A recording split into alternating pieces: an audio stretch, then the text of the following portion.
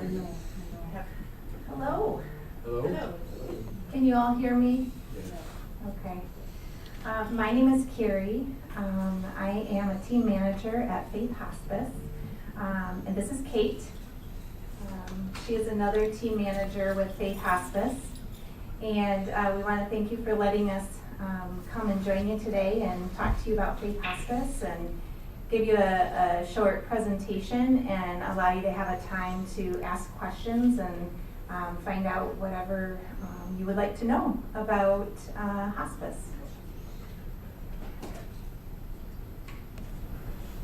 So we're going to go ahead and get started with our slides, and they should be up on the screens on either side of me. Feel free to ask any questions that you might have throughout the presentation. And also, if you can't hear me well, just raise your hand, okay? So like I said, my name is Carrie. I'm a team manager at Faith Hospice. I've been there for just about a year. Kate has been with Faith Hospice almost 4 years, and prior to working as a team manager, she was one of our case managers seeing hospice patients out in the community. So she brings a wealth of knowledge with her, and we can help answer any questions you might have. So a little bit about Faith Hospice. Our journey began in 1995 as Hospice of Holland Home. And the goal was to serve those of all faiths with spiritually oriented hospice care. Hospice of Holland Home partnered with members of the Roman Catholic, Greek Orthodox, and other Protestant traditions to become Faith Hospice in 2006. We provide care wherever you lay your head down, whether that be in your private home, in a facility, assisted living, wherever you lay your head, we can see patients. And Faith Hospice specifically works in about a 50-mile radius from our corporate office, which is located over near Calvin College. So to the north, east, southwest, we have 4 teams basically divided up between north, south, east, and west. I manage the north team, and Kate manages the west team. So what is hospice care? Hospice care is a holistic interdisciplinary program of palliative care designed to meet the unique needs of individuals facing a life-limiting illness, as well as the needs of their families. It does not hasten nor delay death, but rather helps people near the end of life achieve peace, dignity, and comfort.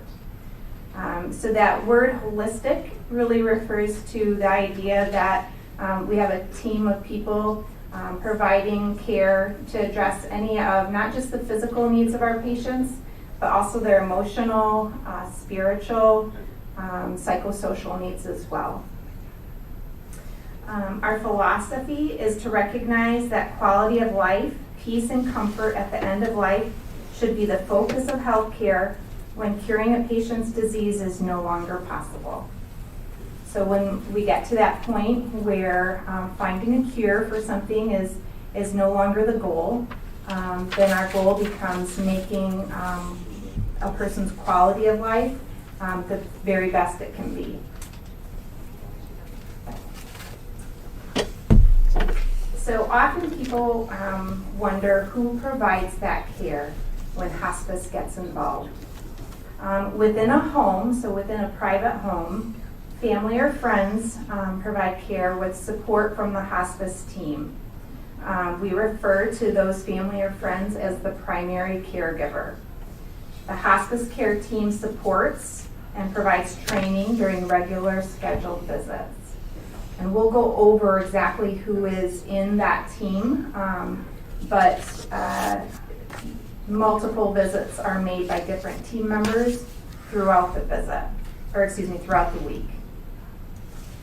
Then within a facility, which might be a hospital, it could be an independent living, assisted living, or a skilled nursing facility, the facility staff remain the primary caregivers. And then the hospice team collaborates and provides support and education during those regular scheduled weekly visits as well. And then the third place where we may provide service is within a hospice inpatient facility, which is a specialized hospice care provided by a designated hospice care team. At Faith Hospice, we are blessed to have an inpatient facility. You may have heard of it at Trillium Woods near Byron Center. It's a 20-bed inpatient unit. And so if patients' symptoms are out of control, that may be a reason that they go to Trillium to be able to get specialized care and get those symptoms under control. We also use it as a place for respite, which Kate will talk about a little bit later. And some family may just choose to have their loved one reside there during their last days. So one thing we want to go through is what that comfort care focus looks like. So like I said before, we've reached a point where cure is no longer our main goal. Comfort is our main goal for the patient at that point. But there are a lot of misunderstandings about what that might mean. And so just going through some of the things of what comfort care is not. It's not giving up.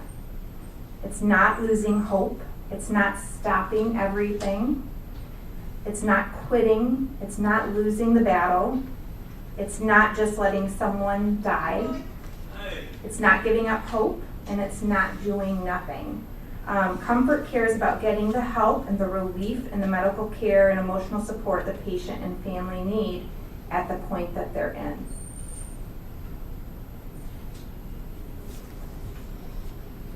Some other common myths about hospice. One is that hospice is for the last days or week of life. And that is sometimes what happens is we may get a patient onto our services and then they may pass within a few days. We really prefer if we can get involved earlier before the patient becomes more in that active phase. We prefer to become involved so that we can get to know the patient more, we can get to know the family more, we can start providing education, make sure that we know how best to alleviate the symptoms they may be experiencing. Getting involved earlier helps promote that quality of life at the end. So some people think it's just about that last week or a couple of those last days. And we may have patients on service for much longer than that. And that often helps prepare family better. It gives them more education about what that process is looking like. And we're able to support them more. Some people think that they'll have to change their doctor, and that is not the case. We do have 6 physicians with Faith Hospice who specialize in patients at the end of life. But when patients come onto service, they can choose their own attending physician. If that means they would like to have one of our physicians as their attending, they can choose that. If that means they want to continue with their primary care physician as their attending, they can do that. So they don't have to change doctors. Oftentimes people think of hospice that it's a place where you go. We talked about a little bit about that unless they're going into that inpatient facility, likely it can be where they want it to be. If they want it in their private home, then that's where we meet them. Often people think hospice care is only for patients with terminal cancer, and that's not the case. We do have patients with terminal cancer, but we have a lot of other diagnoses as well. Chronic conditions that have become more acute towards the end, or just the patient is starting to decline more. Might be cardiac, might be respiratory. So there are a lot of other diagnoses beyond just cancer. Some people think that hospice is expensive, and that is not the case. It is a Medicare benefit, so it is not something that would cost you anything if you are on Medicare. it is a benefit that you have through that program. Some people think that if they're not in pain, that they don't need hospice or comfort care. And our service is there to provide pain, alleviate patients from pain, but it also focuses on a lot of other things as well. A lot of symptom control, but also just that education, helping people to understand what might be happening as they kind of progress through some different stages towards the end of life. And really be able to be a support to that family and that patient. Some people think that you can only have hospice care for 6 months. And basically when a patient comes onto hospice services, they've had an evaluation where 2 doctors have agreed that they are at a point where if the illness that they have continues its expected course, that they would likely pass within the next 6 months. But we don't always know exactly when that will happen. And so sometimes people exceed those 6 months.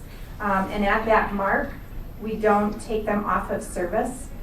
Basically, if we reach that 6-month point, then every 2 months after that, we will do an assessment to see what declines have been happening. If the patient continues to show declines, we keep them on service.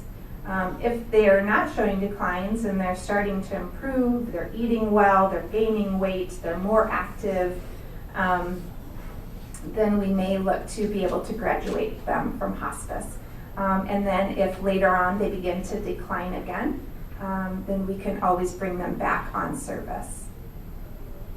And the final myth that we have listed there is that once I choose hospice, I can't change my mind. And that's also not the case. You can sign on one day and sign off the next. That doesn't happen very often, but it's a patient's choice to sign off or stop services whenever they would want. So next, I want to talk a little bit about what hospice provides. Hospice provides support to patients and caregivers and loved ones by an interdisciplinary team. That interdisciplinary team includes a nurse case manager, a chaplain, a social worker, aides if necessary, and those are the people who come out to visit the patient and the family to assess for needs. And then there's also a bereavement program for the family after the loved one has passed. Coverage, often in full, of many supplies, meds, and medical equipment. The option of specialized inpatient care at Trillium Woods.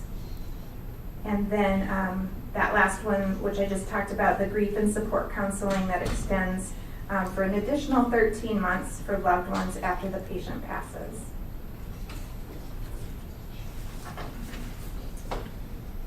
So who provides,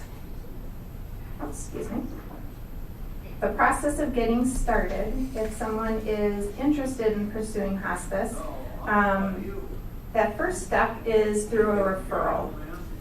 And that may come from the patient themselves, that may come from their physician, it may come from a family member. That would be the first step. After that, if the patient is unfamiliar with the program, then we would do what we call an informational meeting, where either a nurse or a social worker or a chaplain would come out and sit down with the patient and their family to give them information about hospice, much of the same information we're giving to you today. After that, an evaluation by a nurse would be done. They would evaluate the history of the patient and what they're currently going through and discuss that with the physician to determine if they meet the criteria to be signed on to hospice. And then after that, we would, if they met that criteria, they would be signed on and we would admit them to our program.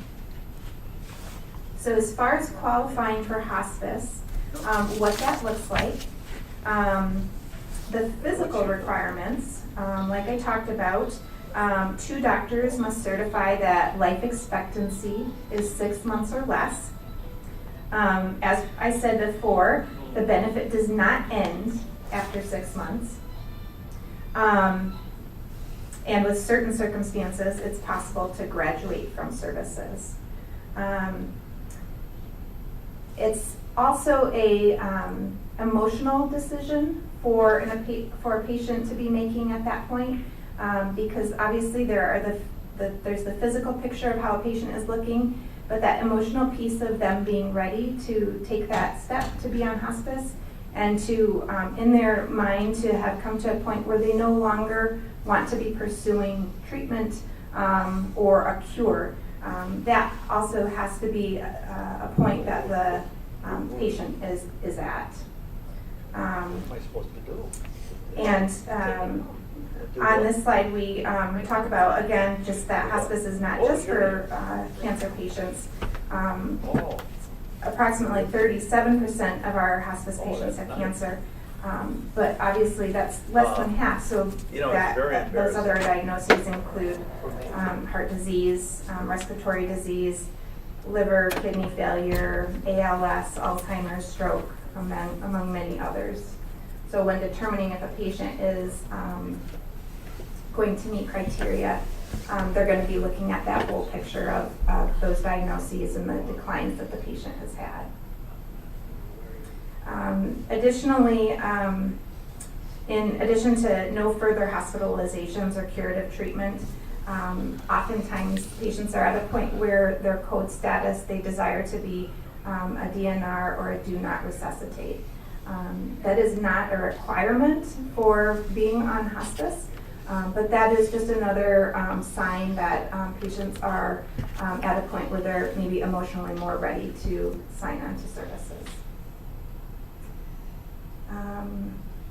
I'm going to hand this over to Kate. She's going to be covering the last half of the presentation, but I just wanted to take a moment and see if so far if there are any questions I can answer.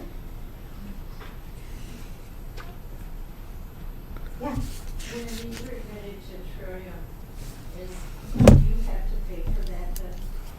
So the question was, when you're admitted to Trillium, which is our inpatient facility, do you have to pay for that? And it depends. There are some insurances that do cover routine care at Trillium, and some people pay privately to stay at Trillium. Otherwise, it would be a payment that patients or families would make to stay there for routine care. If they are coming in under what we term general inpatient, where they're at home, maybe their pain is out of control and we can't get their pain under control at their home.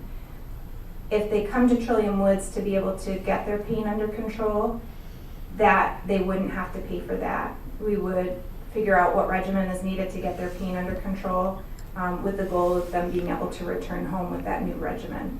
But that stay for general inpatient care, they don't pay for. And then also for respite stays. So if they're in the home and a family member is caring for their loved one, oftentimes that's a very intense, challenging time to be caring for somebody full time. And so there is a respite benefit with hospice, where based on availability of our beds at Trillium, patients can go to Trillium and stay there for 5 days. And that's a covered benefit.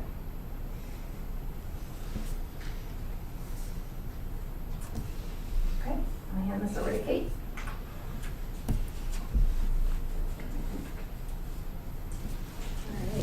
Thank you, Carrie. She did an awesome job up to this point. And I have to apologize. I feel like I could use some phone books back here, and talking the old phone books, not today's little itty bitty phone books either. So Carrie talked about what it takes to get on hospice and what we're looking at that time. But once you're on hospice, what does that look like? And she talked a bit about that interdisciplinary team that would come in. But that includes physicians, and we have a group of 6 that some of them do home visits, but otherwise take a rotation and call. So we've got a good, strong team of physicians backing us that are available for you and for the patient. It comes with a registered nurse who would be assigned to the case, and we try to keep things as consistent as possible for both the family, the caregivers, and the patient.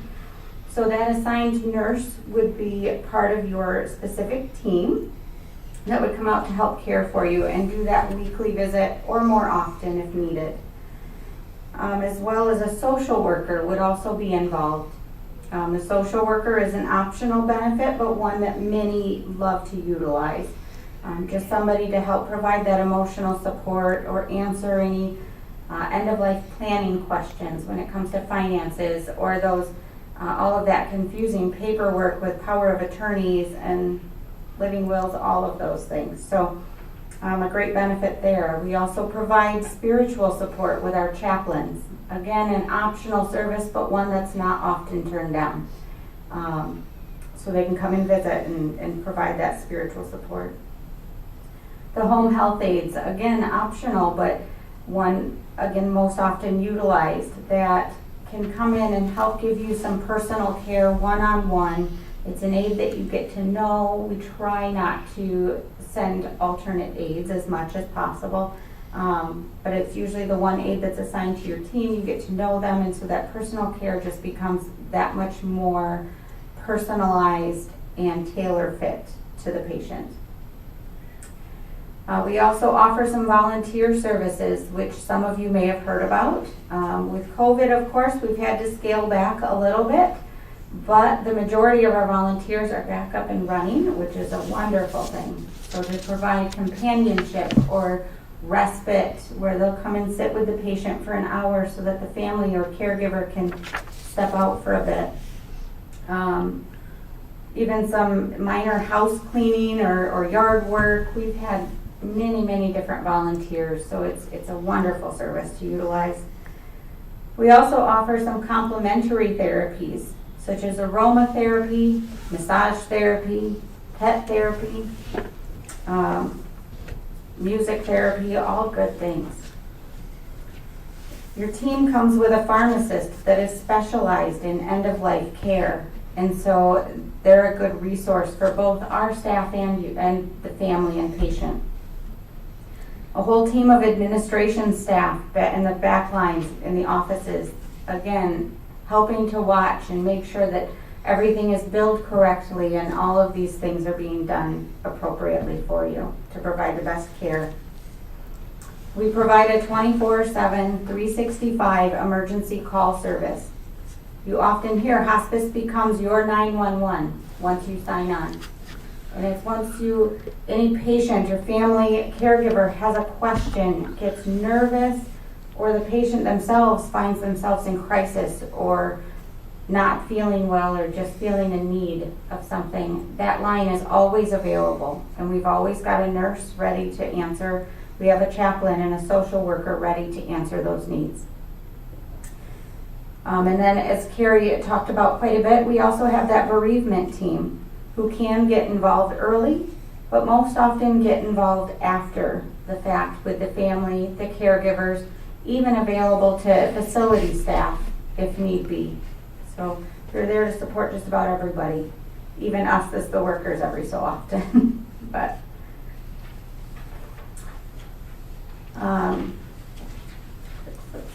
here are the goals of that team. So that's quite the large team that comes alongside the patient and the caregivers. The goals of that team would ultimately be to provide education and support so that the patient and caregiver feel empowered to make educated decisions that are best for the patient. As Carrie said, I worked out in the community as a case manager for 3 years, and I often told my patients, it's my job to give you the education that I know. It's your job to choose what's best for you. And the answer is always different for each individual person, and that's okay. There's not a right answer, there's not a wrong answer. So we walk through it together. We develop a plan of care for optimal symptom management and comfort, for pain, dyspnea, anxiety, and so many others. We look to decrease pill burden as appropriate to focus on meds that will increase your quality of life. We provide the support emotionally, psychosocially, and spiritually as needed. And in all of those, especially in the medication, sometimes that can be a little bit of a anxiety-provoking subject. But even those decisions, all of those final decisions are up to the patient or their caregivers, whoever has that final say. We just come in with the suggestions. And ultimately, as I've said, we're just there to walk alongside the patient and the caregiver as they're in this journey. It's a difficult journey, one that's necessary and one I don't know that any of us really look forward to. But as it's a part of life, we're there to walk alongside you and provide that support so that our patients, families, caregivers, and all of their loved ones are not alone through this process. That's another way that this process looks very different in hospice, is it's not often singularly focused on just the patient. We're coming in to treat everyone, all of their loved ones, because it's all part of their care team and it's all ultimately part of that patient's happiness in their life. And so we're there to treat everyone. Carrie touched on these a little bit, but on these, hospice comes with different levels of care. The Medicare hospice benefit includes 4 levels of care, each with specific regulations and rates for reimbursement. The level of care an individual requires often changes as their disease progresses, and not every patient will utilize every single one of these. But the routine home care or routine care is when the patient is relatively stable and we're able to manage those symptoms, continue to address their needs and concerns up until the end of life. Continuous care, we don't often have to utilize because we're blessed to have our inpatient unit of Trillium Woods. But if needed, that would be a nurse staying with you to provide continuous care while we work to get an active symptom under control. The general inpatient care, Carrie touched on, is that symptom that may be out of control and we've tried a couple things in the home, but we're just not able to get it managed. So that pain is just unbearable. And so that's when we look at potentially utilizing Trillium Woods and having the patient go stay at Trillium. And I like to say, if you can compare it to a hospitalization without the curative focus. We're not going to utilize the big guns like the hospital would with blood testing and all these huge things, but instead we're going to go have the patient go to Trillium Woods with the focus of comfort in getting those symptoms at least under control. And then once those symptoms are under control, the goal is for the patient to return back home, whether that be to the actual home. We do provide GIP, general inpatient care, in the hospital as well. It's the one level that we can provide in a hospital setting. We also have the inpatient respite care, which Carrie touched on, mainly for the caregivers. Because as we know, as a caregiver, we can't be a good caregiver unless we care for ourselves. And so we take that very seriously, and we want to provide that respite need for the caregivers of our patients. And if we see a fatigue or a caregiver says, I have this wedding I really want to go to, and the patient just is not well enough to go, but they can't be alone, it gives that option of a 5-day stay at Trillium. Some utilize less, but the most insurances qualify for at least 5 days of a respite stay every month. So that's a wonderful benefit that most of our patients utilize. And then the inpatient level, or the routine level of care, is kind of what Carrie touched on, and that's the main part of Trillium that's usually not covered except under those special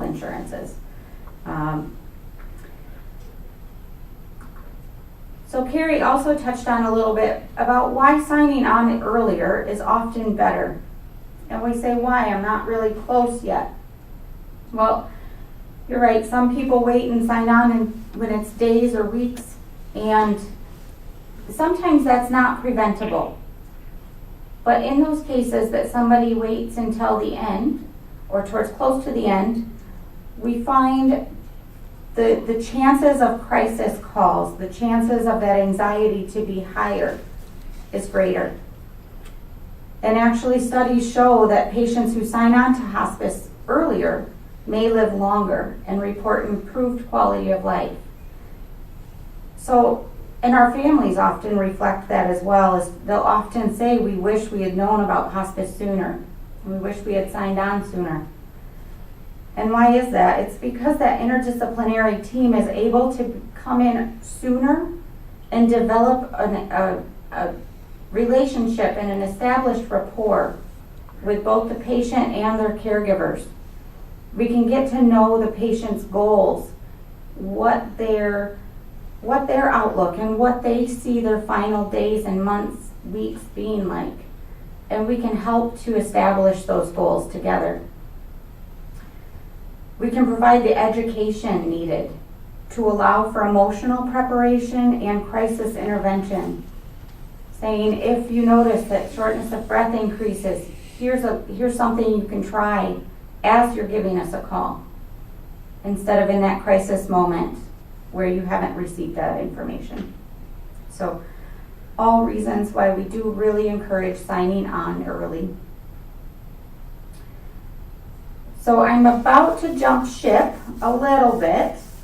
Any questions on the hospice process at this time? Okay.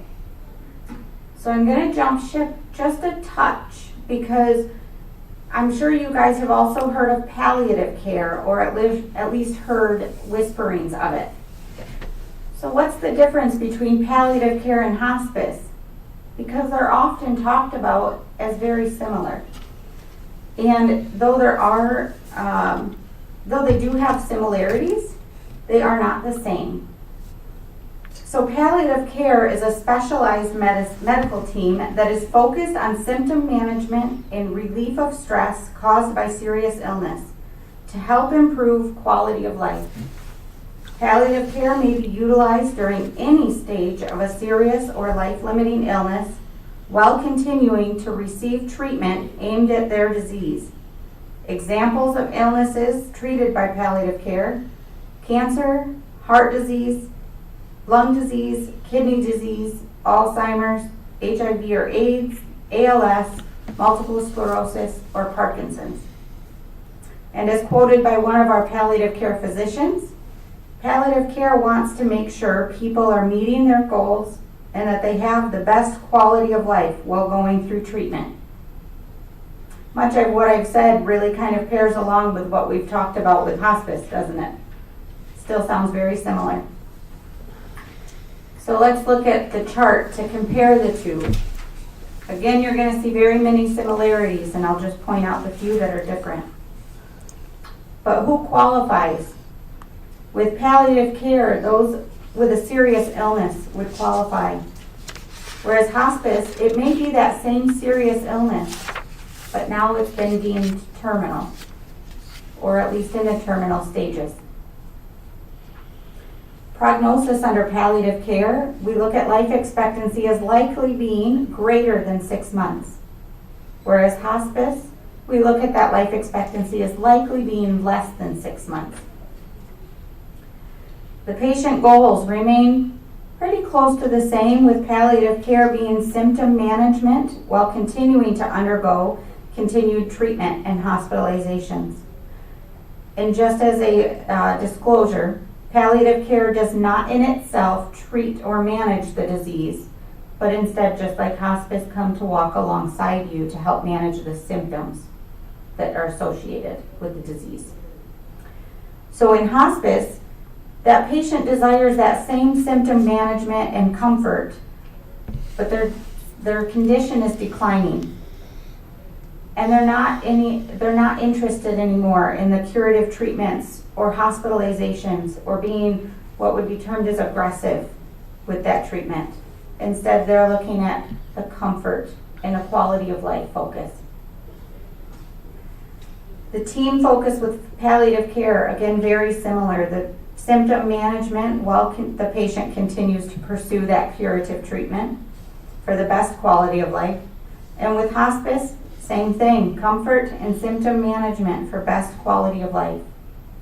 So ultimately, we're just two teams ready to come alongside anyone that needs us that's experiencing complications from a serious or life-limiting illness. So to jump kind of back to hospice a little bit, I'm sure you guys have all seen on our commercials or our ads that we're here to be your champion. And that's our main slogan, right? So what's it mean to be your champion? We're here to make a difference in the lives of our hospice patients and their loved ones, caring for them, encouraging them, comforting them, always providing the compassionate support they need and the dignity they deserve. From medical and emotional care to pain management and bereavement, we are here to be your shoulder to lean on, your compassionate caregiver, and your confidant. In other words, we're here to be your champion. Thank you so much for your time and for listening. Does anybody have any last questions or comments that have come to mind? Did you have a question? Yes, ma'am. I'm not clear on, does Medicare pay for hospice or does it not pay for hospice? Medicare does. Medicare does. Where we see sometimes payment being required is those that maybe aren't eligible for Medicare or have not gotten that Medicare benefit yet. And private insurances can have a few different opinions and different policies on hospice coverage. Okay, but here in Breton Woods, we're talking about people, I would imagine everybody on Medicare. Mm-hmm. So everybody here would qualify for Medicare. If they have Medicare. Mm-hmm. Yep. And not room and board at Trillium Woods. Okay, But- that was yes. confusing to me because you were talking about payment for something at Trillium Woods. Medicare covers. Medicare benefit. Yep. All the And way, everything. yep. And in terms of at Trillium Woods, so let me dig a little deeper into that because you brought up a very good point. At Trillium Woods, Medicare still covers the hospice benefit. It still covers your physician and that whole team. It still covers often many of your medications as long as they're related to the admitting diagnosis and many of the supplies that you may need to help care for you towards the end of life. What it does not cover is the room and board costs. So the cost of the room, the cost of food, those types of things. So that is what the daily rate for a stay at Trillium would cover. Yep. So, but good question. Thank you for asking to help us clarify. Any other questions? Yes, ma'am. For palliative care, is that primarily pain or are other symptoms included? So she was asking if palliative care, if it's primarily to treat pain or if other symptoms are included, which is a good question.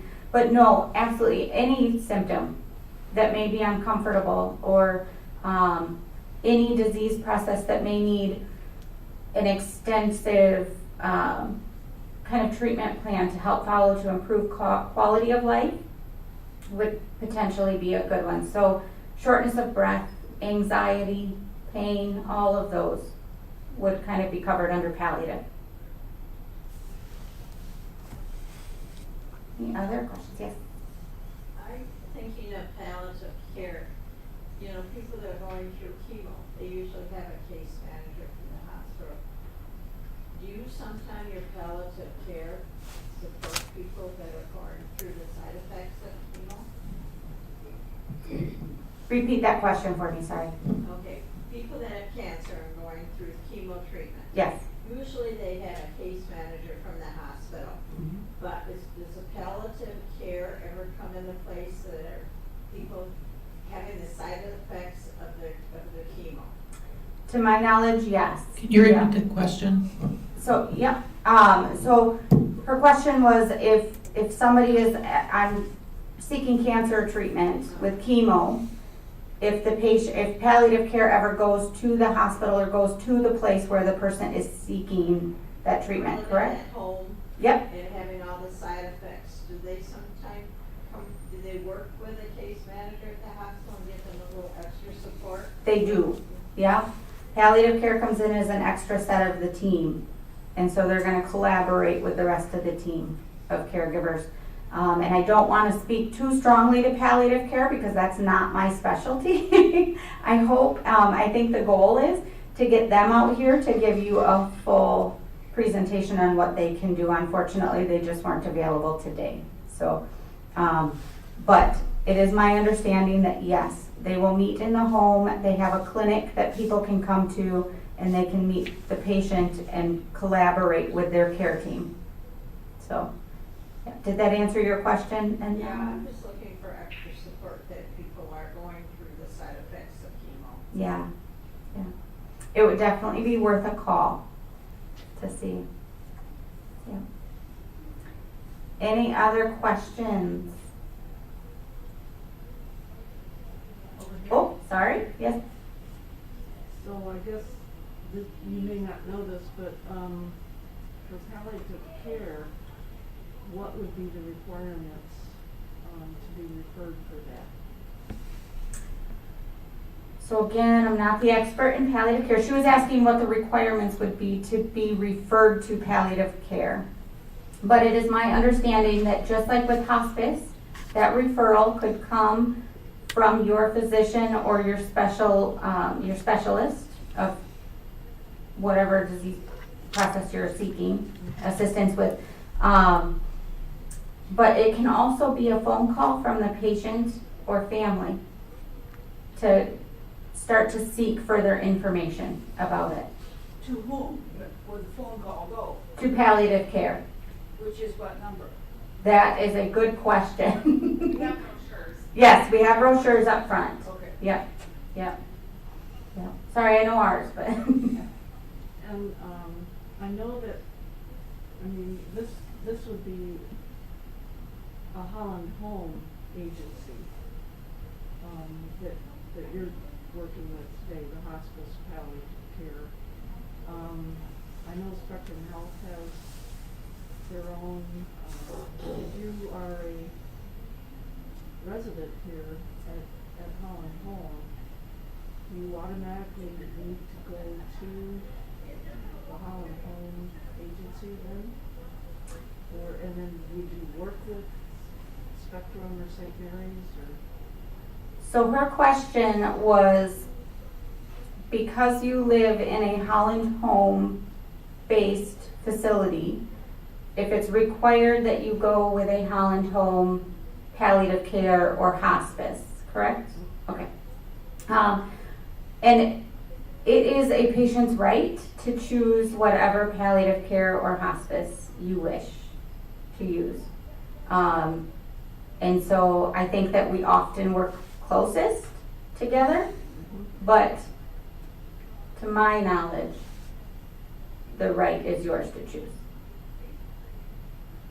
But you have no, I mean, you would commonly work with Spectrum Health or Metro Health or, physicians that are treating the disease. So Is that correct? the facility might, so again, I come from Faith Hospice, and so I'm not part of the Holland Home facility specifically. So that would be my understanding that they would work together, but that would be a good question for the facility administration. Okay. Thank you. A lot of those, like Mercy Health doesn't have a hospice, so their palliative care program will refer to our Faith Hospice usually. Oh, okay. And a lot of our organizations, we offer a lot of the same things, but we also refer to each other when it's appropriate. Like if another hospice has a patient that really would benefit from going to Trillium Woods, then they would refer to our hospice. we have close relationships with all of those different agencies and know how to work together with them for the benefit of the patient. Thank you.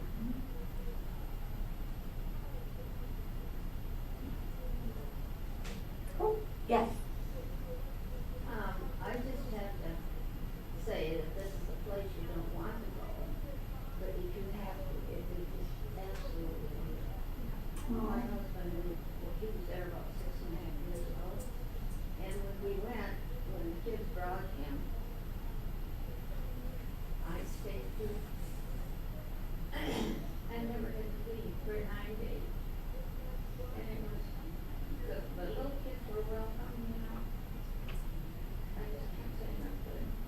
We walked in the door and I handed her a bag filled about this big, which I was saying to take care of, and I just gave it to her. I didn't know what it was. Yeah. Yeah, wonderful place. It is.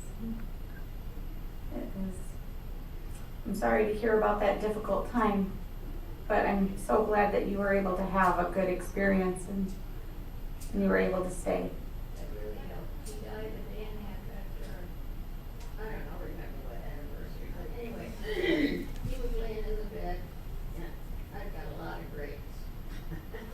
They were all sitting on the floor, and we were eating cake and ice cream, and we knew what was going on, and we just, we got to do it. Yeah. Yeah, it was just really nice. One of those good stories that it's not a time that any of us look forward to, but there's those little slivers of beauty amongst it all, isn't there? Yeah. Another question. Yes. So if I believe I'm approaching end of life, and I think I would like to have hospice care, can I ask for an assessment myself, or do I have to go through the doctor? You may ask yourself. You can go through the doctor as well, but you may ask yourself, and then we will do that informational, and we can contact your doctor for you and get that ordered to do the evaluation and all of that. So, And if a nurse comes out to evaluate me, what criteria is she looking for to determine whether or not I truly am hospice appropriate? so that's a great question, and I think that if I tried to explain all the ins and outs of an evaluation, it would take me quite a bit longer.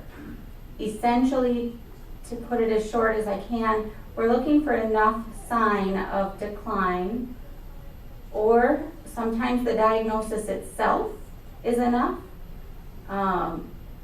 But just, and not, we, as a nurse, we come out and we look at everything from weight loss to food and fluid intake to mobility and your ability to care for yourself. All of these puzzle pieces, and we try to paint a picture of what's going on. What has the last 3 months look like? What does the last 6 months look like? To help us predict to the best of our ability what the next 6 months may look like. And then of course, as the nurse, it's not our ultimate call, but it's up to us to find all that information and be the detectives. And then we go to the doctors and present that information, and they're the ones that make that final determination of yes, you qualify, or no, you don't. Thank you. Mm-hmm. Any other questions? You guys have had some good questions.